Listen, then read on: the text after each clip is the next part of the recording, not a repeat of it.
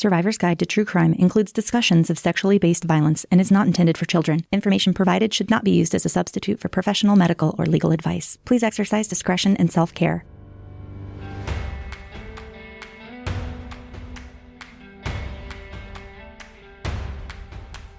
Welcome back to Survivor's Guide to True Crime. I'm Kim. And I'm Kara. We have been not able to talk in real time for a long time. I know. That's why you got Kim's so lonely message as the Easter egg last week. Also, speaking of things being lonely and sad, my dog has absolutely no chill and all the anxiety.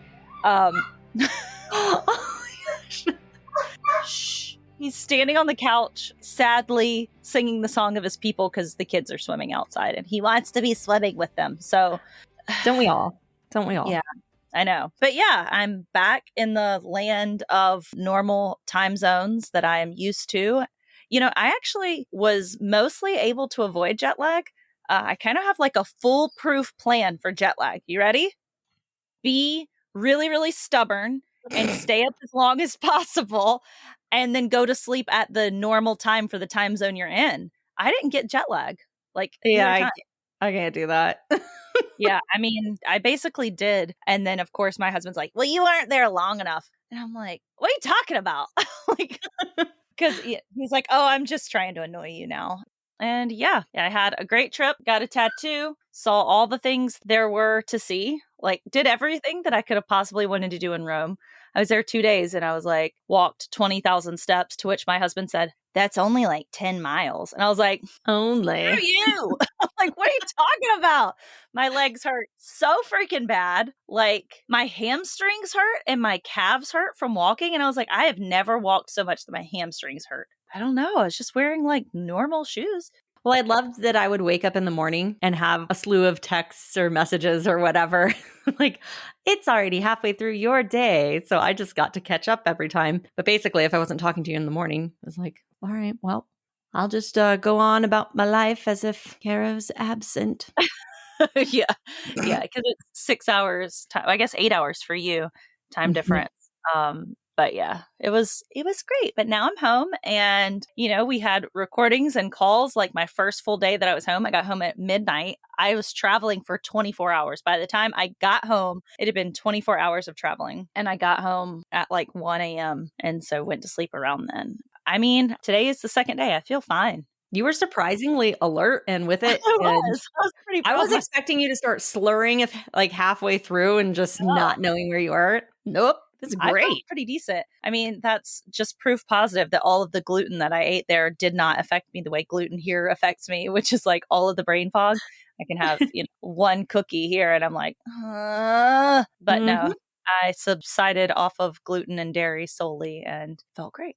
Well, we're going to do more of a catch up that we can post probably on our Patreon. I'm not kidding. I literally wrote down notes of things that I knew I wanted to talk to you about that I couldn't text out.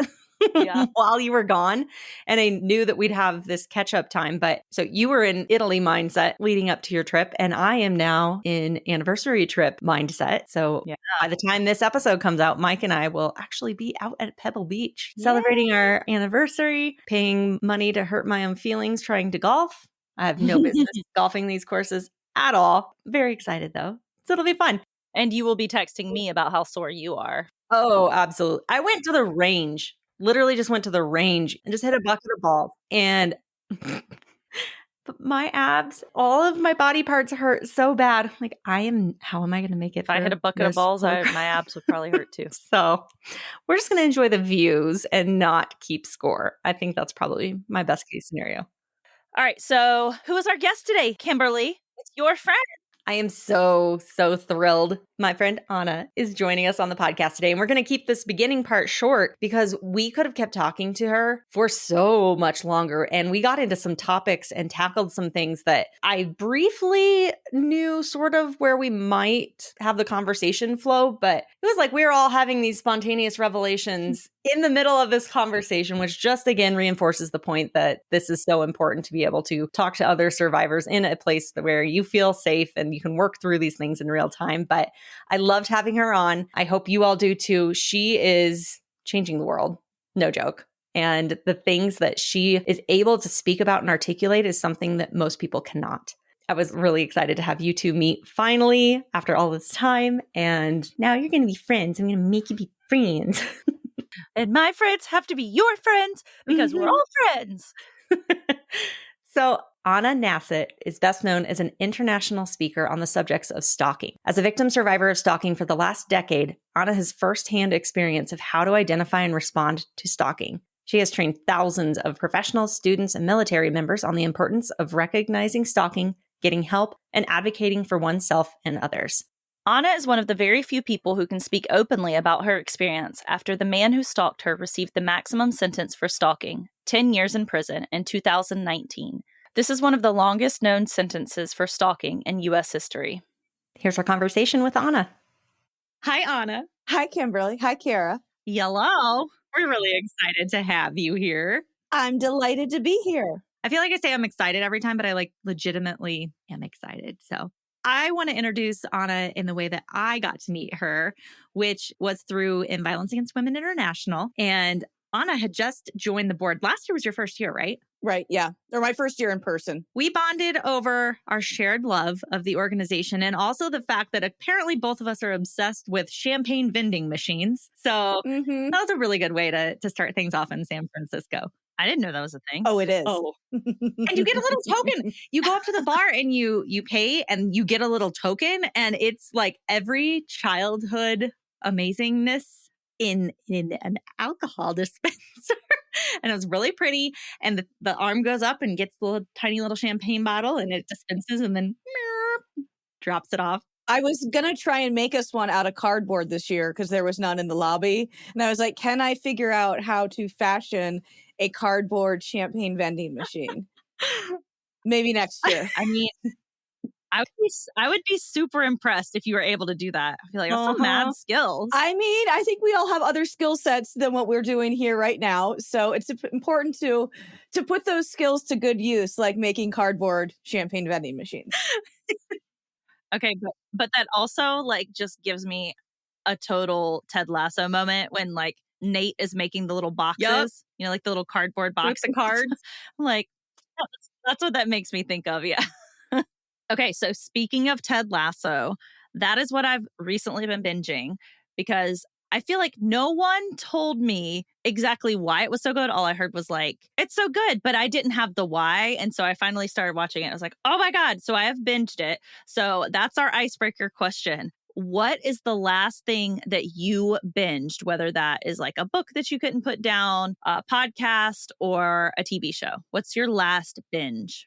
The last binge is what I stayed up till 1 o'clock in the morning watching because I flew in back from a work trip yesterday and I always need to unwind. I watched the last episodes of the last part of the series of Firefly Lane and it was so good. Oh, so you just wanted to make yourself cry. I did. Yes, exactly. You go out and do this work, as a speaker, as a survivor speaker, and you're holding everything in and you get home and I'm like, I just wanted my stacks of quilts, my tiny dog, Dolly Parton, and to curl up with a glass of wine and have a good cry. And so I watched the end of Firefly Lane and had all the feels. Oh, all the feelings. Yeah, I did the same. Ooh, it's rough. I was not expecting to feel as many feels as I did. And woof, it was something. I'm really I so strongly believe in the powerhood of sisterhood and friendship and female friendships and how beautiful and complex and all of the things that they are. And that show, I think, just encompassed it in such a beautiful way that I'm still misty-eyed over it. So I don't want to give any of it away, but there was a part with 1 or 2 episodes left where I was feeling oh, thank God I get my happy ever after. Wah, wah, wah. Not to say it just wasn't my expected. Well, I don't know if you all do this, but this is something that a lot of people who've experienced a lot of trauma do is I will actually, if I'm watching something I haven't seen before, because I watch the same things over a lot, because I know how it's going to end, that makes me feel comfortable, which is really common for people with trauma, anxiety, PTSD. So I actually had to look up what was going to happen at the end of the last episode just so I could be prepared for it. So it was still surprising, but it was just okay, I'm prepared. Every once in a while, I will, because my toxic trait is that I constantly have to have IMDb on my phone the entire time when I'm watching literally anything. And I need to know what everybody else has been in and where the filming locations are and you name it. And every once in a while, I'll be like, oh, they're only in 6 episodes and there's 10. Did they get killed off or something awful? I have to stop doing this. And yet I know that I will not. No, I won't. I accept it. It drives others nuts. So I just do it on my own. That's funny. I do not do any of those things, but I also don't watch as much TV as like Kim does. So yeah. Or me. Yeah. I'm a big TV watcher. Yep. That's my thing. All right. So Anna, I got to say a little bit about how we got to meet, but I would love if you could tell everyone about your story to your comfort level. What brings you here? What has you on Survivor's Guide to True Crime today? Yeah, absolutely. Well, first off, thank you for having me on here. And I'm going to do a pretty abridged version of my story because it's real long. So long that I just wrote a book about it, and that's over 300 pages long. So, we can't really sum that up into quite a podcast. So I'm just going to give you a quick version and then allow that to open us into whatever questions, conversations we have. So basically, my story is that I'm a survivor of gender-based violence starting from the age of 3 years old. And most people know me with my story of being stalked, but I think it's really important that we contextually put in all the different things that we experience just trying to walk this world and walk this life. So unfortunately for me, that started at the age of 3 with a babysitter who sexually assaulted me, would continue on with the bullying and harassment into high school, at which point a teacher got involved in that. And I actually had to leave my high school, 2 sexual assaults in my young adult years. And really at the time in life when I thought like, I'm going to shine, like I'm going to be standing on my own 2 feet. I just gotten out of a short and crappy marriage and was living out in Washington State and was like, look at me go now. Like everyone back off. This is my time to shine. So I owned an art gallery at the time and I'd owned that for several years. And it was a little successful art gallery in the town of Port Townsend, Washington, which you've never been there. It's the most stunning little adorable town on the Olympic Peninsula, just so beautiful. And yeah, like I said, I was crushing it. I was living my dream, just running this gallery, running fundraisers, doing gallery walks, like helping artists launch their career. It was really just like such a passionate time. And unfortunately, in 2011, a man who I don't know, we'll use the name Jeffrey for the case of this story here. Unfortunately, this man, Jeffrey, had been watching me. And in the end of 2011, he first approached me stating that he wanted to show artwork at my gallery. And I quickly decided I didn't want to show his artwork, but he would begin to send me series of messages and call my business. And in the messages, like the thing that really first kind of made me go, all right, well, we got a problem here, was that he would say things like, it was nice to see you today. And I'd be like, I didn't see this man anywhere. Like, is this person watching me? What's happening? What's going on? And as things would continue, I would just kind of, start to really check in with my gut. And it was really interesting as I look back on this. When I first started to share with like the guy I was dating at the time or a couple friends, they would all say, oh, you're overreacting. You're overreacting. This isn't a big deal. This guy just has a crush on you. You have all this trauma in your past, so that's why you overreact. Now, as I said, I just finished writing this book, and one of my friends who works in the prevention side of our fields, she read my book and she wrote me this really interesting thing. And she's like, Anna, I think your trauma is what saved your life because you had that sense. And you had that wherewithal to go, there's something really wrong here. And I was very fortunate in my community that it was a small community, very safe place. I, was known in my community with my business. So when I started to kind of reach out to people that might know if this guy Jeffrey was up to something more nefarious, I had the right contacts, which is not something that a lot of people have, right? And so I quickly went to law enforcement. Immediately, they started by believing me all the way back in 2011 with a crime like stalking, which we all know does not get taken seriously very often, and began to build a case. He would end up serving a year in jail for misdemeanor harassment against me from 2012 into 2013. And then when he was released, I thought, okay, great. Like, hopefully I've shown him. I do want to say that unfortunately, he does have a mental health condition.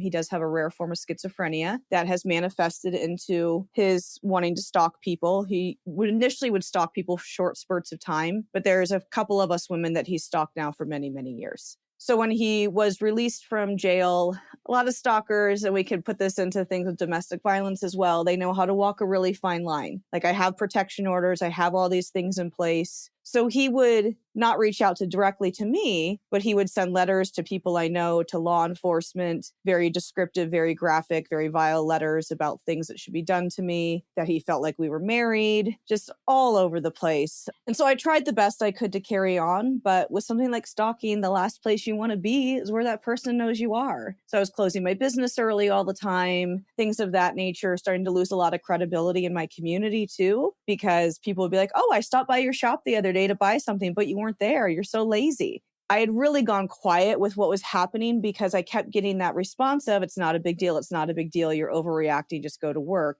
When in reality, it was. This is a big safety issue, not just for me to keep myself alive, but also community as well, because there was really kind of this unknown question within law enforcement of, it wasn't a matter of when he's going to kill or if he would, but when. By the end of 2013, I had to close my business, which was real devastating to say the least. But I stuck around my community for a while longer, for a couple of years more. I went to work as the marketing director at a lumber company, obviously, right? You are wearing flannel. Let's point that out.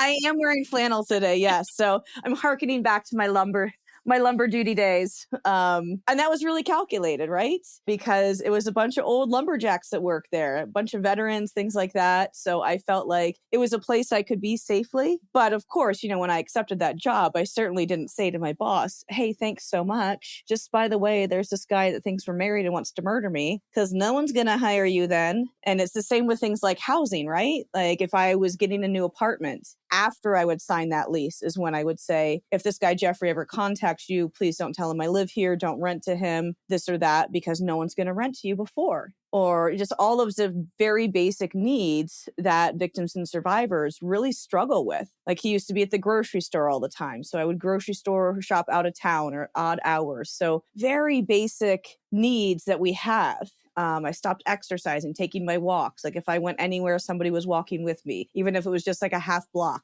So my life really just kept shrinking down. And in 2015, unfortunately, my father was diagnosed with cancer and it was very aggressive. And we knew it was going to be a very quick passing. So I went back to Ohio to be with my family. That's where I'm originally from. And that's what I did. Cooked for my family. I ran my own little nightly cooking show for my parents, cooking with Anna, and would plate them food and just, try and be there as much of an encouragement and support as I could. But also I was the family errand runner. So suddenly I'd grocery shop and I wasn't scared that I was going to be killed. Or in the evenings when my dad was asleep and my mom and I had finished up our conversations, I'd walk my parents' yard by myself in the dark, something I hadn't done in years. And things that you take for granted too. Yeah. And I didn't realize how removed they were from my life until this really traumatic and tragic time of watching my father pass. So I knew after he passed, I went back to Washington, that I really needed to face the reality that I should probably move. And that's so often what happens to stalking victims, people in domestic violence situations, is we are the ones that are not only considered dangerous by others, but also the ones that have to accrue those costs, make those huge changes, all of those different things. And the final kind of nail in the coffin for me was that Jeffrey actually had me serve papers to go back to court because I have a lifetime protection order against him. And he was trying to get it removed because so often they'll use the criminal justice system to recommit the crime. Mm-hmm. You can't come speak to me, but if you get me served papers, I have to show up. You're going to get to stand right next to me. So that was really the final kind of piece for me. And I would end up moving here to Vermont in 2016. This week, actually. It's my Vermont anniversary. Oh, congrats. Thanks.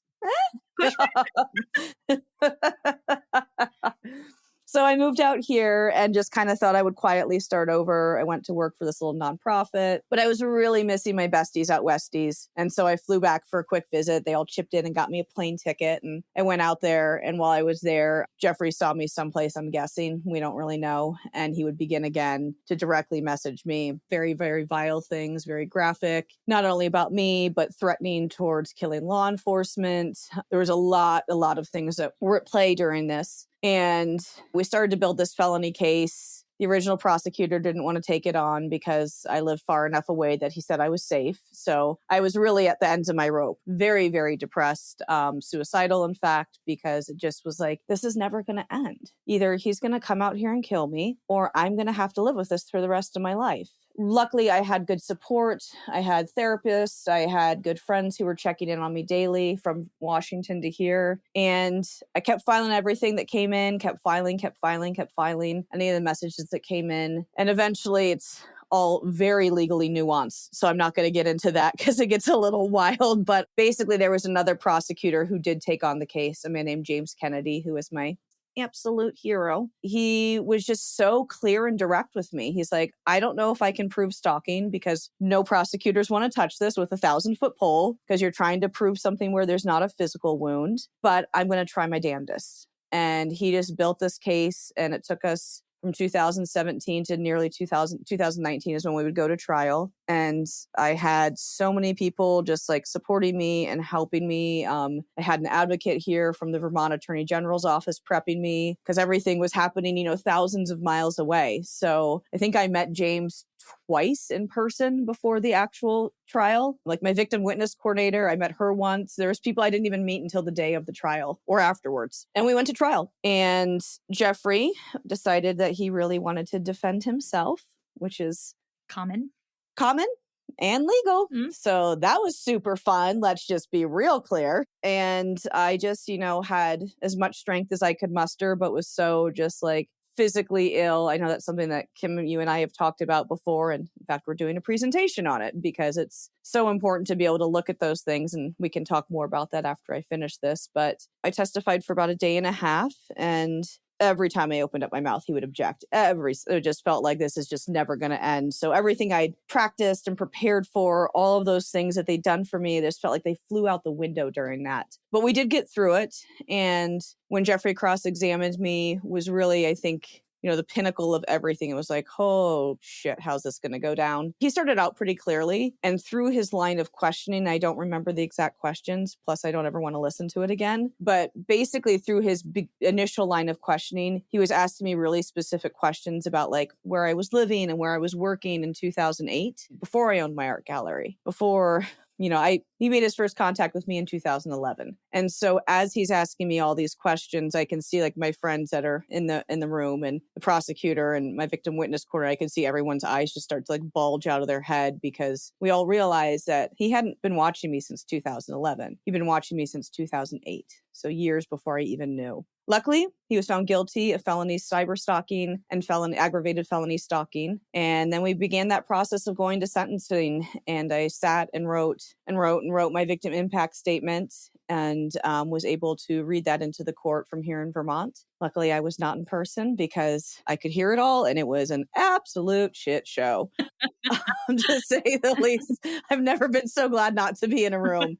And even during all that, like the prosecutors, everyone was like, the maximum's 10 years, but we're not going to get that. No one's ever gotten that. Like, we're going to be lucky to get 5, but he may even walk on time served the day of sentencing. We just don't know. But as I said, it was the right people all along. And so the judge that we had that day was able to really see stalking for the psychological and sexual crime that it is. And he gave him that full sentence of 10 years. Woo-hoo. Yeah. So I'm in my decade of freedom, a couple years in. Yeah, now just like work to go out and educate and encourage others. And I really feel like I cannot be the exception. This needs to be the standard. And when we look at, stalking as a whole, the whole concept of like, I don't like to use the word celebrity stalking, but like the stranger stalking is such a small amount of what we normally see, right? We're normally seeing someone you used to date, you were married to, any of those things, a neighbor, a friend. And when people are going in and reporting those things to law enforcement and to advocates, they're getting turned away time after time after time. My inbox fills with that, right? Because people don't understand the complexity of these crimes. And they also do not understand the lethality, especially when it's somebody that like 76% of women who are murdered by a current or former partner, there was stalking in the year prior. Like that's horrific. Yep. And so for me, it's like, if I can take my story and share that to educate people so that everyone else is doing that too, when someone says I'm being stalked, I really firmly believe we can save lives. So that's my quick version of a very long story. And thank you for asking. Yes. So this is my first time hearing your story because I'm sure you're the same as Kim and I are with this. I don't like to consume people's stories always before I talk to them in person. Yep. one thing that I want to point out that I absolutely love that you highlighted is this overlap and these similarities between domestic violence and stalking. Because as you were describing so many of the things that stalkers do, it sounds just like domestic violence mentality. Yep. And it makes sense that there would be a lot of overlap there. So I'm so thankful that you highlighted that. And I'm sure you have speaking points and things that you want to say about that, since this is your job. Because for those of you who don't know, this is a lot of what Anna does, is speak about stalking and domestic violence. So if you would like to speak to that, I would love to hear your input on it. Yeah, absolutely. I mean, I think back in the day when this all started for me, like, one, to even be able to find the word stalking and use that was really challenging. To be able to say something like I'm a victim of crime was really challenging. But it was pointed out to me several years ago when I moved here to Vermont. I started taking a course through the Vermont Victims of Crime Academy. In fact, I'm having dinner with my mentor and the person who started me doing my speaking in a couple hours, which is always a treat. But I sat down with this woman. I was like, how do I move my work into this field? And so when I started my business, Stand Up Resources, I thought it was going to be doing graphic and web design for victim service agencies. But she asked me why I wanted to do this work. And I kind of whispered out my story for the first time. And she said to me, she's like, what's really interesting, she's like, your story is horrific, but I've never heard of somebody having such a positive experience across the board going through all these different systems. And so that's when I really stepped back and started educating myself. This is before I ever started speaking anything, to go, okay, wait a second. Like, the treatment I've gotten is what everyone should get, right? Mm-hmm. So there's this weird level of privilege in this really, really messed up situation. So how do we start to interlace that? And that really was looking at the intersection of domestic violence, the intersection of sexual assaults within stalking, and bringing those more to the forefront. And when I do my full case study, I do a lot more of that, especially when I'm talking about those basic needs of housing, of food, of transportation, being able to walk, go to a bus stop, anything like that, that can be so limited by somebody who is experiencing domestic violence, because it comes back to that point of we're the ones that are considered dangerous. Yeah. And so really educating people to understand that, one, we need our basic needs met. And I can give an example. Like, when I went to trial, I had to take so much time away from just working that I couldn't even pay my rent. And it's not like we get paid to go to trial, right?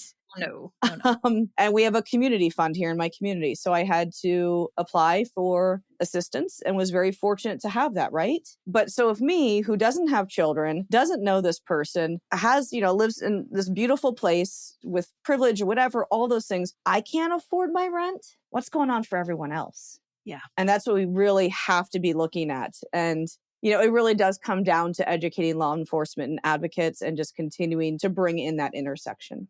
Yeah. I love that you brought up the point about how you, as the survivor, bear the brunt of the financial impact, because that is what happens when we become victims. I think of, it was like a little image going around Instagram, and it said the average survivor of sexual assault, it cost them, I think it was like $150,000 over their lifetime. And most people that commented on it, they were like, that's on the low side. Mm-hmm. So I think of that, like you said, with trial and like having to take time off of work and all of those things. I think that is something that is not often talked about, but anyone who has been a victim of a personal crime, they hear that and they're like, yes, thank you. I feel that. Like, you feel it inside of your bones. Yep. Took me years to pay off my failed business. And I mean, I come from a good family who has had to help me out as well. I had to relocate across the country, and that relocation is something that's very common as well for stalking victims, especially, and then also domestic violence victims, if they can. Because when you have those kids intertwined or anything like that, it's so much more complex. Well, in the court system, not just on the criminal side, Mm-hmm. but the civil will keep those, it holds you hostage that are being victimized, right? And it actually tends to flip and make it look like, oh, well, this person is just trying to get their kids back, right? And it villainizes the protective parent or those children. Mm-hmm. Absolutely. Absolutely. So I know that this is going to be kind of a softball question because this is a conversation that you and I have had multiple times, but it bears repeating, especially for everyone listening. When we talk about stalking, we talk about it on a continuum. And I know you and I have talked about, this is viewed as a quote, big air quotes here, everyone, lesser crime. Tell me about that continuum. Yeah, I mean, it is viewed as a lesser crime, and that's really frustrating. I mean, I get it because sometimes I'll even say that. I'm like, stalking can lead to homicide, domestic violence, sexual assault, can lead to. So if we take stalking seriously, we can prevent these things from happening. Now, that being stated, I at this point have now been, and I do want to be clear, like I intertwine the terms survivor and victim pretty regularly. I say that I'm a survivor of the other things that have happened in my life. But when it comes to stalking, just because he's in prison doesn't mean this is over. So I will often refer to myself as a victim when it comes to stalking. So I just want to clear that up real quick. But I look at it as going, okay, so even unknowingly, I've been a victim of stalking for 15 years now, which is, someone just pointed that out to me. I was like, oh God, 15 years. Like I hadn't contextually put that in my mind. I was like, oh, that's horrific. But he's going to get out, right? And that's going to continue. And if I look at all of the physical things that have happened to me internally, all of these different things, how do we compare or qualify what is worse, lesser, any of those things? And I think we need to kind of get away from that is the biggest thing. And to go like what each one of us is sitting with and experiencing is valid. But when we have that narrative that we've had for years, that I've heard for years, that we see projected on TV, that we see when we go and make reports, it does make it look like stalking is a lesser crime. So I'd be curious to hear your two thoughts on that as well. We are so thankful for all of your support. We're also supported by Cured. They are a supplement company that is changing the industry standard for how supplements are made. They are products that I use every day that have genuinely changed my life. Kara, of course, is the one who introduced me to them, and I was a little hesitant at first, but I can say after using their products for the last couple of months, I'm hooked. My favorites that I think everyone should try and will love are the Serenity, Zen, and Rise. Serenity gummies have ashwagandha, L-theanine, and CBD. They're going to help you to just relax, take the edge off at the end of a long day or whenever you need it. Zen is going to help you fall asleep, stay asleep, and sleep soundly. Hallelujah. And Rise is going to give you sustained energy and focus without caffeine or without a crash. I was really hesitant to try anything I view as a sleep aid, but I can say after incorporating Zen into my nighttime routine, I am getting such better sleep. Yes. And for all of our listeners, you can use code KARA10. Go to curednutrition.com or go to the link in our show notes to take you straight to the website. We hope that you love it as much as we do. Yeah, I think that it is tricky to quantify anything as a lesser crime. I think anytime we get into this, and this is not from like the legal standpoint, this is more so from a personal standpoint. I get messages all the time that's like, oh, I'm also a victim, but it was nowhere near as bad as what you experienced. I'm like, all the time. Always. And we take that out. It's like, maybe what you experienced was quote unquote a lesser crime or less intense, but maybe the way I dealt with it was less traumatic. And maybe the way for you dealt with it, it was more traumatic for you. So, I mean, I love that. Thank you. Just like anything, I can't answer anything in like a black and white. I'm like, it's not black or white. I'm like, it's so much shades of gray. Like anything that happens to you, I struggle to say that it's less impactful or less intense because it's like, no, if it was impactful for you, it doesn't matter if, you got in a car accident and I was brutally assaulted by a stranger. Like the car accident could be more traumatic for you than the sexual assault was for me. So I don't know. Absolutely. And then if I look at it from like the law enforcement perspective, I can see how that happens. Having worked in law enforcement, it's difficult. If you talk about it in terms of law enforcement or the criminal justice system, you do have a scaling method, right? It's like F1, F2, M3, M2, M1. So you have to put a quote unquote number or level with whatever crime that is. And I think so often people will default to whatever level that crime falls at, even without a complete understanding of what goes into that charging decision or what elements need to be met. If they think, well, it's a misdemeanor, because maybe it's harder to prove, or maybe there's just different elements to that crime. It's way harder to prove intent in stalking than it might be for somebody who carried out the commission of a sex assault or an actual physical act, right?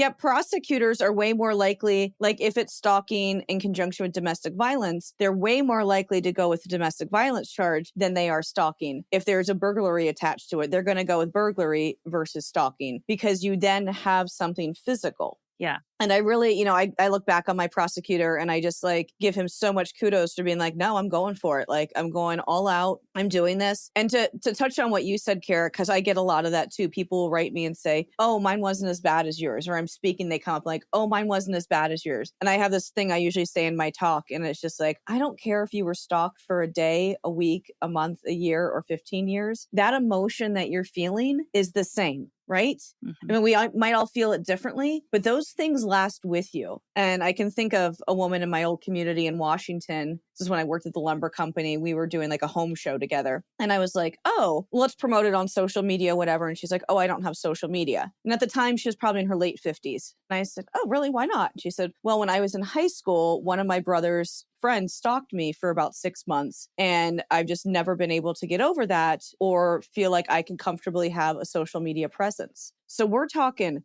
40 years later, still is sitting with that. And that to me really hits to the core of it. Like what we're feeling is just as valid for each one of us. Well, and I teed up the softball question because this is based on a conversation that you and I had. It was during Stalking Awareness Month. I was putting together some informational videos. I had pulled stats that you'd had up and such, and I was putting together videos for Eva. And I remember doing one and I was like, whoa, wait a second. Am I a victim of stalking? And I had this it's been 16 years. And I had this moment where I'm thinking, but I didn't know I was being stalked. And clearly it's not as bad as Anna's or all these other ones. And I don't want to detract from that. But I was having a kind of out of body experience. And so I just remember I'd text him like, do you have time to FaceTime? And we hopped on and it was so validating. And still, I don't know that that's the right term for it because I didn't realize that period of time from 2008 to 2011, he had stalked you. I thought it started in 11 and I've seen your talk before. I don't know how I missed that. Do you consider yourself in hindsight a victim during that time, even though you didn't know about it? Really good question. That's a hard one. Like if we look at the definition of stalking, like the Department of Justice definition of stalking, to paraphrase it, it is a repeated course of conduct that causes a reasonable person fear for their safety, the safety of others around them, or severe emotional distress. So I didn't know Jeffrey existed then. So those first 3 years, that's hard to say. Now, if we look back on it, we look at something like your story, Kim, we look at so many other stories that we're seeing in the news, we see that there is that stalking element.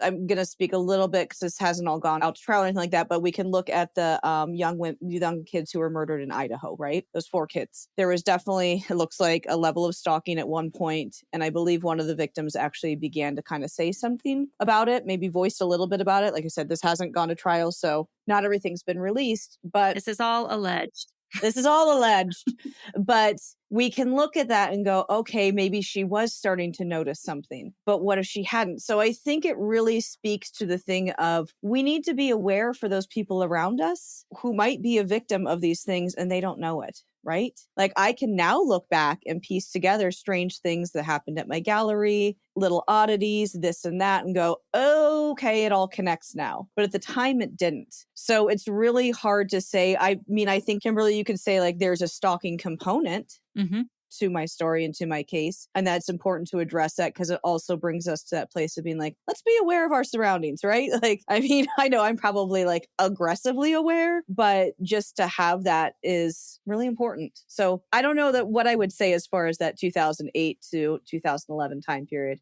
It's a good question.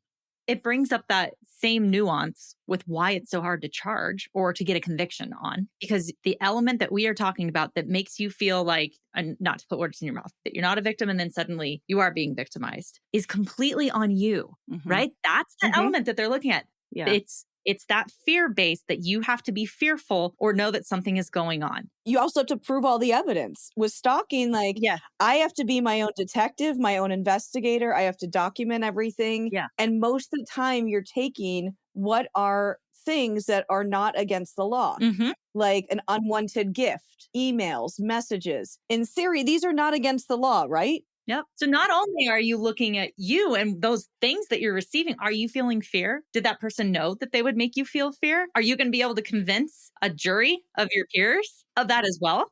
During this entire conversation, I've been thinking back to me working in law enforcement and working these cases. And I'm sure it's different from state to state, but in South Carolina, it's essentially 3 unwanted contacts after notice. And I feel like in a lot of ways, stalking is like this silent crime because it's like, okay, that's weird. Okay, don't like that. Okay, it's still continuing. And then you're like, okay, now it's a problem. And if you did not have those things documented, I would get a call, I would get a case, and I'd be like, I'm sorry, ma'am, there's nothing I can do. I can't prosecute this. Yep. So now I'm hyper aware, knowing that that's the law. Like if someone is contacting you, you get that shit on paper. Like you get it. You document everything. Like, hey, here's a text message that I sent them, or here is, you can send a certified letter, or you can send like a not a no trespass notice, but basically a no contact order. There's these things that you can do, but it almost feels like it's silent until it's not. And at the point that you feel unsafe, if you have not been documenting it, you don't have any course of action. Which who normal lives their life that way? Normal people don't document every single interaction. And that's all I've been thinking about is how I've worked all these cases. And I'm like, my God, it's like at the point that you feel unsafe, it has already been going on. You've already had those contacts. And so I think that's one reason why it's so important to have this information out there. And like you said, have that situational awareness, pay attention to your surroundings, know the red flags, which is one of the big benefits of social media, right? Like you can't open up social media without seeing something about a red flag. I mean, I can't anyway. Maybe that's just the content that I. Yeah, no. I think our algorithms are all probably pretty synced up. Let's be honest. Right. But I also think in general, like young girls are getting more information about like what actually constitutes stalking, what is a red flag, what constitutes sexual harassment or abuse, so that they can become more aware. But I just think how isolating that must be that you are, you're alone. Like you said, all of the burden is on you. And I just think it's very unique crime. Yeah. And I think it's also, it's very unique in that way that I have to take that ownership upon myself. And then it's also very challenging for law enforcement or advocates. When I first walked into the police station, I said to the officer on duty, I've gotten these messages and the gift of a painting. I'm scared. Mm-hmm. Right. Now, luckily, in my small town, they knew who Jeffrey was. But if they hadn't known who Jeffrey was, how do I sound walking in there? Right. That I got the gift of a painting and a couple of messages. I do not sound right of mind, right? And I'm in a scared place. I'm shaking. I'm in trauma. So it's so challenging for that role where oftentimes law enforcement or advocates will be like, these people are having a mental health break here, when really we're just so freaked out. I think I sent this to both of you yesterday. I saw just a little screen grab on Instagram, maybe, and it was about domestic violence and the term dog whistling. Yeah. Have you heard this? You just sent it to me, yeah. Oh, for our listeners, it validated this term and this feeling that I did not have words for before. Dog whistling, in essence, is something that your abuser or even a stalker could do that out of context, no one would look at and be like, oh, that's creepy or that's weird or that's abusive. But in the context of typically a domestic violence relationship, that abuser knows the impact that it's going to have. You understand as the victim the context. And so they can do these things in public right under the nose of, friends, family, law enforcement, court officials, and it makes no difference. It makes you seem crazy when actually it's that dog whistle that only you can hear because you know what's going to follow. No one knows your abuser better than you. Absolutely. And I could not think of something better. The other thing that I had thought of as you were talking about this, Kara, Anna, share what you call your keynote, or at least what you did last year, the name of it. It's called Stalking, Slow Motion Homicide. That one? Yeah. Yes. So perfectly put. That term was brought up by, there's a stalking expert, Dr. Patrick Brady, and he's the one that coined that. And I just think it's so poignant. And I reached out to him, I was like, can I use this? He's like, yeah, absolutely. But I think it's such a great term, not only in how stalking can end, but also in the effect, because it's so debilitating for so long that you feel like this person is slowly murdering you. Mm-hmm. So coming from a law enforcement perspective and having worked these cases and knowing how problematic it is to prove a personal physical crime, I understand the difficulty, but where would the improvements be for law enforcement when they are facing someone making an accusation of stalking, someone making a report of stalking? Where would the improvements be in your eyes? I think the biggest things are education of law enforcement, which is something I do and love doing, because I think that we can't fix what we don't know. Mm-hmm. And so that's a big part of it, is just that basic education. Like, people know that stalking is against the law. Law enforcement does, at least, but not everyone else in our country does. So it's that basic education. And along with that, it's also really teaching trauma-informed investigation, to understanding that when I'm coming in and saying, I have a painting and a couple messages from, let's say he was an ex of mine, and I'm in that place where I'm shaking and seem frantic and all of that, taking the time to put in trauma-informed practices to really understand why I am scared, why that person coming in and reporting is scared, and then giving that victim the tools that they can use to empower themselves. Like, for me, the biggest thing is that I need to know everything, right? So back in 2011, once I started to realize and be able to wrap my head around the term stalking, like, I'm Googling everything about stalking there is, and there was very little at the time. But I did find stuff, and that was helpful, because then I could contextually understand what was happening to me. Now we have a lot more resources. So Spark is our federally funded Stalking Prevention Awareness and Resource Center. Stalkingawareness.org is where you find them. They do not provide direct services, but they provide a plethora of resources for law enforcement, advocates, prosecutors, judges, universities, family members, victims. They have documentation logs on there, threat assessments, all sorts of different tools. And so that's a place that I always really point people to, because I don't need to reinvent the wheel. They've already done it, right? So I think that's a great place for law enforcement. So one of the things I say to victims who contact me is I tell them to print out the documentation log and the law enforcement resources and take that into the police station with them. Because as much as I hate to say it, I think when we bring in those resources, we're more likely to be taken seriously and believed. And it's not something we should have to do. This is not a burden that should be on me or any of the other 13 million victims who are being stalked each year. But until we get better laws, until we have more and more education, understanding, we got to do that. That would be absolutely monumental if a person came in and they said, I have this log. Everyone can look at that and say, here is an incident, here's an incident, here's an incident. I think that is something that definitely would be great. I mean, anytime you're faced with making a difficult decision, if you have something, you can rate it on a scale, or you have the documentation. I can imagine they have something to the effect of, is it stalking? Is this a problem? Right? I'm sure they have some sort of assessment resources. I just think that's great. I love that resource. I'm so glad that's available. What just caught my attention too, talk about the threat assessment, because I think in my context, I am used to doing suicide assessments. I had to do a lot of those when I worked at the prosecutor's office based on what kind of clientele I was working with that day. Talk about the threat assessment though, because that is a tool that I think people that are not actively experiencing it as the primary victim can still look at. So it's more like it's a stalking assessment. They have a whole little kind of thing on there that you can look at and start to put in all of the different things that are happening to either you or someone you love, and be able to really look at that. It's a little bit different than the log to be able to then say, yes, this is stalking. I think that's something that's really important, and sometimes to show our loved ones too, because, we're getting that language of, this isn't a big deal, get back to work, just do your life, just ignore it and it'll go away. So that's something I also say to people is give this to your family members, give this to the people like your spouse, give this to your employer so that they can understand that stalking is a real thing. So just being able to look at that assessment and go through it. I'm not sure I'm speaking to that exactly how I should, but I think on here it's called SHARP. Does that sound right? Stalking and Harassment Assessment and Risk Profile. Yep. That's exactly what I was hoping there would be. And I didn't even think about it in the context of being able to show it to friends and family too, because that's so important. I think of when my elderly dog, we were trying to make this decision every day. Like, do we make this decision to let his life pass, or do we, keep him here? Is it selfish? And the vet gave us this assessment scale. And I think of how much of a relief that was. I mean, we had to do it every day, right? But that was with our family pet. And I can imagine with something like this where you're like, it makes me uncomfortable. Am I being like too scaredy? Like, am I being a scaredy cat, or is this something that I actually need to worry about? I love a good tool. I love it.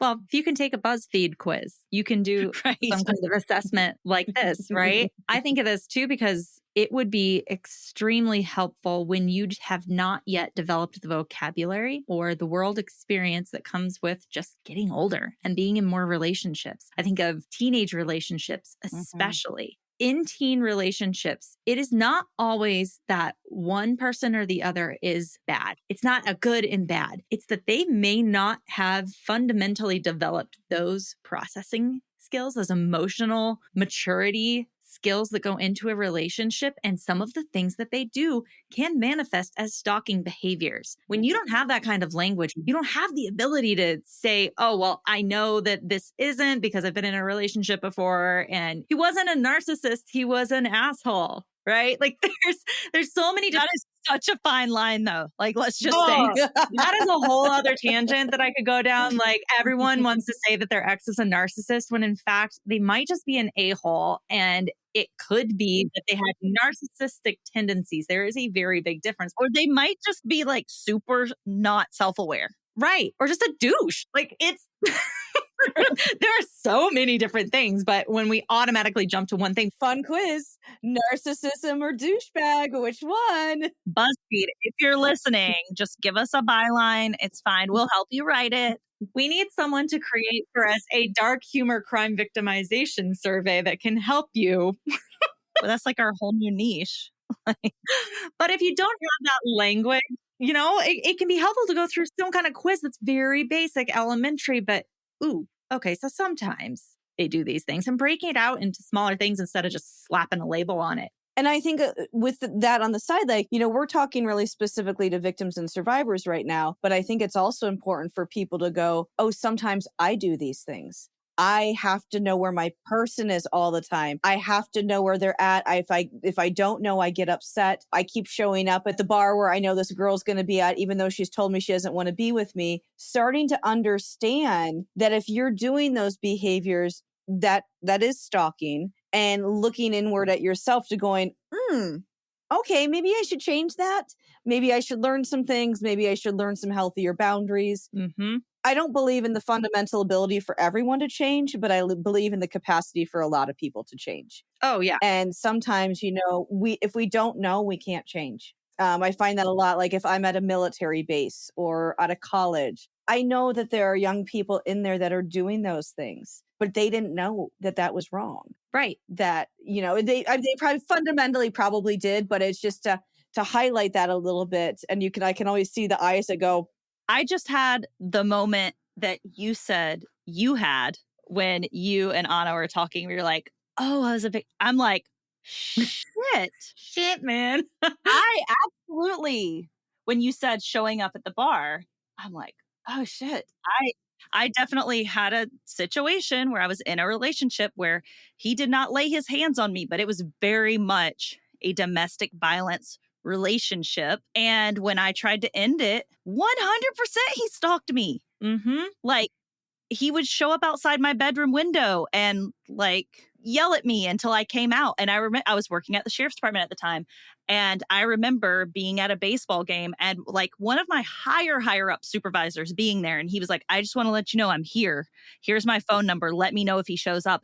And at the time I was like, this is an overreaction, because I was 20 years old. And I was like, I feel like they're all overreacting. Like, why are you guys acting so weird? And I'm like, shit, because he was stalking me. He would like, show up at the bar where he knew I was at with other people and call me 28 times. And when I didn't answer, he would show up there and come inside. I'm like, I had a boyfriend in high school, called my cell phone and home phone alternating 40 times. And it was because I broke up with him. And, he's just heartbroken, right? We find all these ways to excuse that behavior, or it's not that bad. Because if we can minimize it in our own minds, then maybe we can minimize the trauma that we have to feel and process too.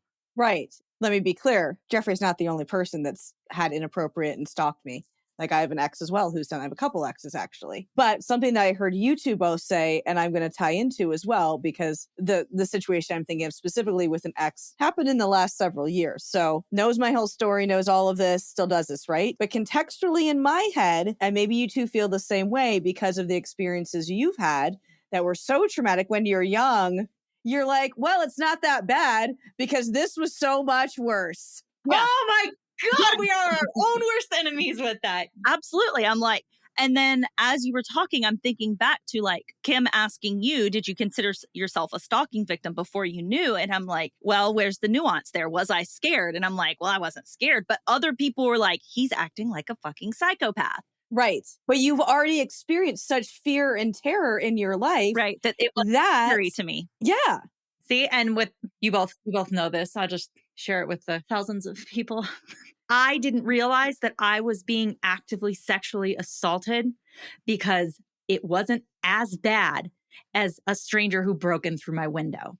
Right. And still to this day, the just work that it took to even get to that word was bizarre to me. So here I am out advocating and doing all of these things and working for survivors, including myself, and didn't even realize it was happening to me because I'm downplaying it so much, because I don't want to have to deal with that compounding trauma.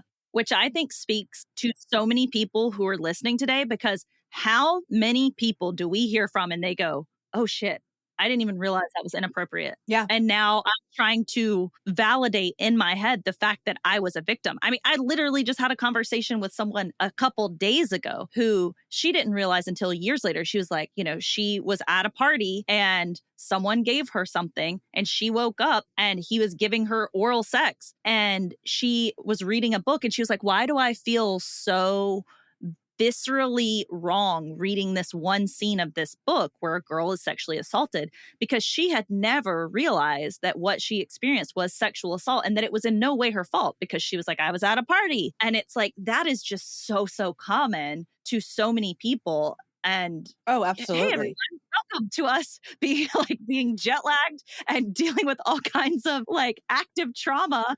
And here we are having these revelations where we're like, listener poll, everyone. Right. Who among you listening has had an oh shit TM patent pending moment since you started listening? Yeah. Yeah. Because I sure shit have. I mean, I'm just in an Uber the other day and she happened to be a female Uber driver. She asked me what I do for work and I told her, and she then launches into her life story, and that's fine. As one does. As we know happens. And, she's talking to me about her ex-husband and all of this stuff. And I'm like, oh my God, stalking, domestic violence, everything, all over it. And she just didn't have the language to that. And I wasn't going to put that language on her. So I just kind of allowed her to keep talking. And then, she had been communicating with somebody she met through Instagram that she was just madly in love with. And I'm assuming he's pretending to be a doctor overseas. And she sent him $8,000.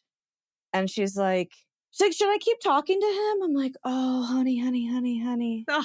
There was so many layers to this story that were just heartbreaking. I'm like, but it is that thing of we don't know so often. We have to it comes up with that oh shit moment of oh God, yeah, that's me. And our ability to still compartmentalize and still say to ourselves, go back to what we said at the beginning, oh, well, it's not that bad. I've experienced this much worse, or this person over here has experienced so much worse, whatever it might be, instead of really looking at our own experiences and doing the work on it. As we are sitting here telling people literally every day, I say to someone, please don't compare your trauma to mine. Here I am comparing my trauma to my trauma. Do as we say. The human experience. Well, it just goes to show we're always learning, right? We're learning along with everyone else. Just because we're out there doing this work and speaking, or however we do it, writing, podcasting, all the different things that we do, we're still learning and we're still trying to heal our own shit. There's a phenomenal Brene Brown quote that I'm going to butcher here, I'm sure, but it's something about when she does research and talks and puts out all of this information for other people to learn from. She may be a cartographer, but that does not mean that she is always the experienced explorer or traveler. And I'm sure I got that wrong, but like, just because we can make a map for you of the places that we have been or the things that we know does not mean that we're going to be able to read the map the same way. And it doesn't mean that we're going to know instinctively where to go and what to do in all aspects. And so if we are having these conversations ongoing and challenging ourselves to look at things from a different perspective, to take on more information, to change our minds when we see that it's fit, that's a sign of growth and healing and helping others, starting with yourself. Absolutely. One thing I want to come back to, because this is really important, and I know that you had alluded to it at the beginning. Talk about the physical manifestations that you've experienced from this crime or a lifetime of gender-based violence and how those have impacted you. Yeah. Super fun subject. Love talking about it. I feel like it's also a topic that a lot of people are very surprised by. Like the number of trauma survivors who are like, oh, this trauma could have to do with all the health issues. It's like, yeah. You know, I share these things because I think it's so important that we normalize these conversations. You know, for years, we just sit so quietly in our own head, in our own bodies, and we're not normalizing this. And so just like you said, Kara, when we put this out here, people start to go, oh shit, like, yeah, that makes sense. So for me, some of the things that I've had, I mean, there's eating disorders, depression, anxiety, all of those things that I deal with on a pretty, not eating disorder anymore, but definitely deal with anxiety, depression, PTSD, on a pretty high level at all times. But the physical things for me has been like having times where I've actually urinated myself, where I was in such a place of fear, having severe tummy troubles. A lot of the time, like I should own stock in Imodium AD at this point. Love that one. To any potential suitors out there, it's the way to this girl's heart. Just bring me boxes of Imodium. Which, I mean, honestly, one of the things that I get people that are so surprised by is like food sensitivities and digestive upset when it comes to trauma. And it's like, bro, I don't know any trauma survivors who don't have digestive issues. Like, I don't know any personally. Yeah, I'll drop the big bomb in a moment of one of the things I've had happen. But I found that especially after the trial, I could not stop burping or farting uncontrollably for like 2 weeks. Everywhere I went, I was just like, I get physically ill a lot, but really, like, I mean, we're joking around, but that's kind of helpful sometimes, right? Let's joke about our shit. Obviously. Because everyone does it. But like, I have no information or helpful knowledge, but may I interest you in some sarcasm? right, exactly. So like now I'm about to say something that's like so hard to hear. I'm so sorry. It's okay. We're good. So for me, like the thing that was really the most profound was that when Jeffrey was really at his worst in 2017, I was not yet 37 and I stopped having my period and it never came back. So I went through like complete early menopause, like hot flashes, the whole 9 yard. I don't have children. And I knew within this, I never would have children. Now, some of his other victims do. And like, we all have our own choices, right? On how we proceed. But for me, just knowing that like, this is something this crime is going to follow me till either he dies or I die. That's it. It's that simple. But that concept of having my body cease to menstruate is pretty wild. So that's something, and I've heard of other people have that for short periods of time, part of my period pun. But it is pretty massive. Yeah. Really massive. So I approach things from, I think I've mentioned this somewhere along the way. I did holistic health coaching within an integrative practice. So I hear these things and I kind of default back to that mentality of having worked in that field. And it's like, well, obviously, if you think of the basics of fight or flight, all of your body's energy goes to fighting. So you literally get increased blood flow to your hands, to your feet, and it diverts that energy away from digestion. It diverts it away from being reproductively sound, because it would not be safe if you just ate a hamburger, but you have a lion chasing after you. Obviously, all that energy needs to go towards running from the lion, not digesting the hamburger or having sex and making babies, right? So being in a state of active, continuous trauma, obviously your body's going to stop digesting correctly. You're going to get food sensitivities. Your reproductive system is going to falter. Like all of those critical things for being healthy and well, the energy is diverted away from it. And so I hear those things. I'm like, duh. But again, people don't talk about it, right? Like people aren't like, oh, you had trauma? Well, do you also have like irregular hormones or difficulty getting pregnant or maintaining a pregnancy or digesting gluten or, right? Like people don't talk about these things. Yep. But we are. Yeah, we are. We're going to talk about these things. So one of the things that Anna and I and Allison, who is another friend of the show here, are going to be presenting on at the next conference, hopefully, fingers crossed, is about these physical manifestations in victims and the things that we experience that might not automatically in our minds tie together, but we know that over a certain amount of time that these are brought on by stress, extreme stress, PTSD, trauma, whatever they may be. And my latest one, after having been now in active state of trauma, fight or flight for the last 3 years, as I'm following along in your footsteps and am perimenopausal. So I'm kind of bummed. I finally had it confirmed with the doctor. And still, I'm like, all right, that's just price I'm paying and what I have to do. But it's one of those that's like, it's impacting my ability to be human. Someone else's actions, prolonged actions, are slowly killing us and keeping us from doing the things that our biological bodies know to do because of the immense amount of stress. How can you say that that is not serious bodily injury? That was what I was going to say. I was like, how do we get this into law so that things can be escalated to serious bodily injury?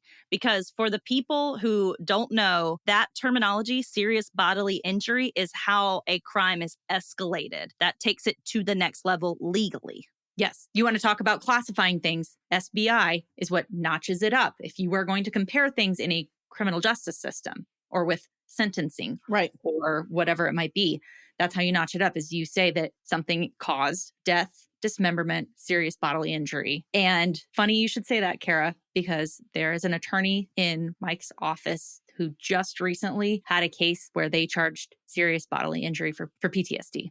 And I will have to get the case correct, but it was landmark. I do remember at the very last question that my prosecutor asked me before the cross-examine. I mean, it's somewhere in my well, but it was basically like, is there any other things that have happened to you that you feel like are relevant? Is there anything else that's happened that you feel like are relevant? And I got into this place where I was so scared because I knew what was going to happen next was Jeffrey was going to cross-examine me that I forgot to say about my period, right? Yeah. I just got so frozen. And so we get done and I was just like, oh my God, James, I'm so sorry. I completely screwed up the whole trial. I forgot to say this. Like my brain just went blank. Like I just got so scared. And he was just like, girl, you're fine. You're absolutely okay. But that was a lot of what he was trying to bring out. And I did write about it in my victim impact statement and think that it definitely played a part in that sentence that we got, was to be able to speak to those physical things that we hold. And we still are in a place where a jury wants to say, well, tell us that it directly, like with his hands, did he make you stop menstruating? And that's not the tie anymore. Right. And I would hope that we are moving beyond that. Yeah. But that's really, I mean, that's the part that people want, right? And I am going to use this. I'm going to segue into this thing about my book right now, because I think it kind of highlights this, right? Mm-hmm. So I'm writing this book. I started writing the book proposal 2020. It's an arduous process. If you ever want to publish, it's a horrific process that is so intense. Yeah.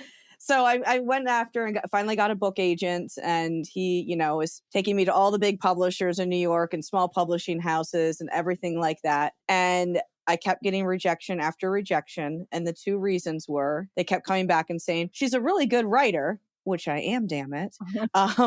to me.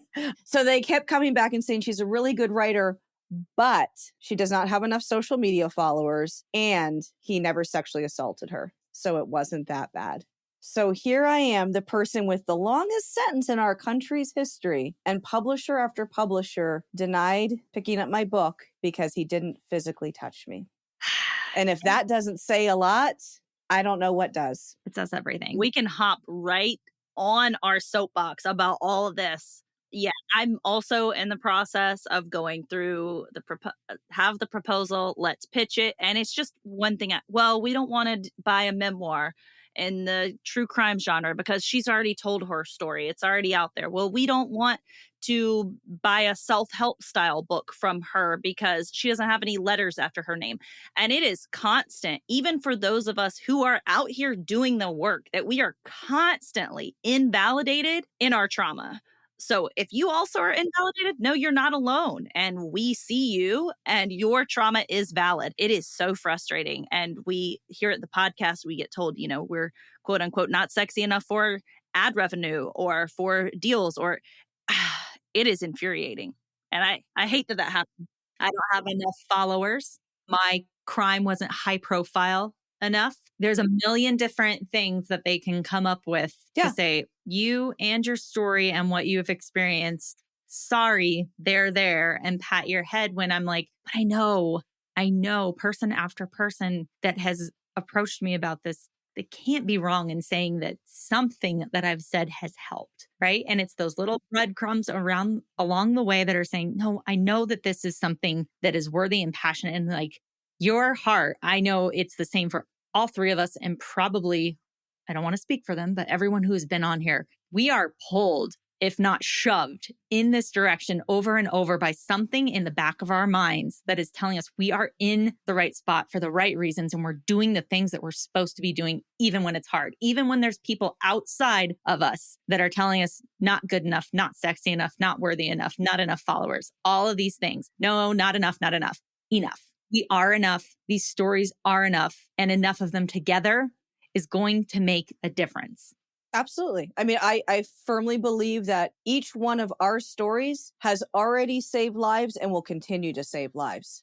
Like 100%. Have no doubt about it. That is the entire mission. I don't need to ever know who that happened to. That doesn't matter to me. It's not about those like, oh, okay, well, this happened over here. But it's about that ripple. That's what I always say when I'm speaking. I'm like, each one of you is now a pebble because you know all these people I don't know. And you're going to take this with you and you're going to remember this when someone discloses to you or whatever it might be. And that is what it is that we don't necessarily, none of us necessarily want to be doing this work, right? Right. I don't know. I could think of other ways my life could have gone. I don't know about y'all, but we are pulled and called to do this work. And we've been asked to do it for a reason, and we keep doing it. And so screw them if they say no. I wrote my book anyway, and I found a hybrid publisher, and I'm going with that. And I'm really happy with it because I get all the ownership of it. I get a lot more freedom within how I wanted to write it, to interlace all these other stories and facts and just things that a traditional publisher probably wouldn't have done. But I'm so pleased with the fact that this is mine. Yes, it is. You go, girl. I'm taking the risk to do it. Yeah. Mm-hmm. So tell us about your book. You're still in the process of writing it. When will it be out? Do you know any other details yet? Yeah, it'll be out late summer, probably beginning of August so we're in pre-orders now. So you can go to ballastbooks.com or you can go to my Instagram, Anna, ANNA, Nasset, NASSET, to buy pre-order. Pick me. You, yes. Oh, hi, I'm Kim, longtime listener, first time caller. And please tell us about your cover art for your book. Well, one, you should never have an artist write a book because trust you me, I was so obnoxious about the cover. I was like, hate it. Oh, I know I told you this is exactly what I want, but I hate it. Sounds like us in our podcast art. Oh, Lord and Lord. Oh my gosh, I put these people through the ringer. And then in the end, I basically I came up with the concept and they tweaked it, but there's kind of an overarching story throughout the whole thing. If you can see behind me, I have a lot of white sunglasses. And so there's kind of an another storyline going through the whole book. And you kind of at the very beginning see that I'm always wearing white sunglasses, but at the very end of the book, you find out why I wear white sunglasses and have since I was 3 years old. So the cover art is a pair of white sunglasses and then masking tape over the mouth, and it's called Now I Speak. I love it. And I'm very pleased with it. Uh-huh. Yes. So I'm excited. I'm so excited. Well, and I also want to point out, just to bring this full circle, when I first met Anna, our mutual friend Lenora had said, you have to meet her. She's amazing. And then we were together at Eva. Hit it off immediately. I know I text Kara. I was like, oh, she's our people. And it was one of those where Kara and I say this all the time.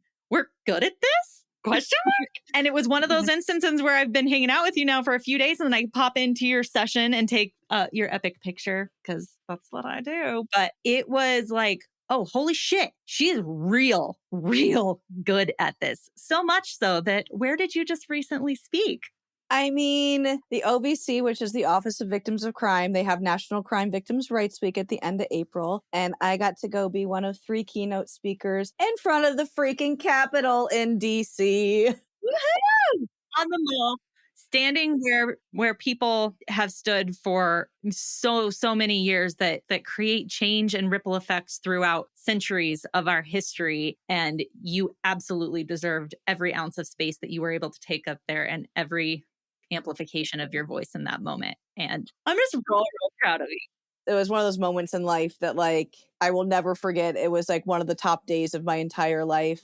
At the end of it, I had a friend with me as a support person and she was like, Anna, I gotta go to sleep. And I just sat in my room and drank a little glass of champagne. I was like, I can't go to sleep because if I go to sleep, then it's over. But it was so profound. I got to meet people who, I met this guy named Rich Wiggs who his wife was murdered years ago by her stalker. And he was also shot. They had a little tiny baby and maybe 2 or 3 year old daughters at the time. And at the time, stalking was only against the law in 14 states. So he turned that into his passion and was able to get Bill Clinton to sign it into law back in the 90s. So, to meet these people who I'm alive because of him, and just how that work keeps continuing and to stand in that place, yes, where so many historic people have spoken.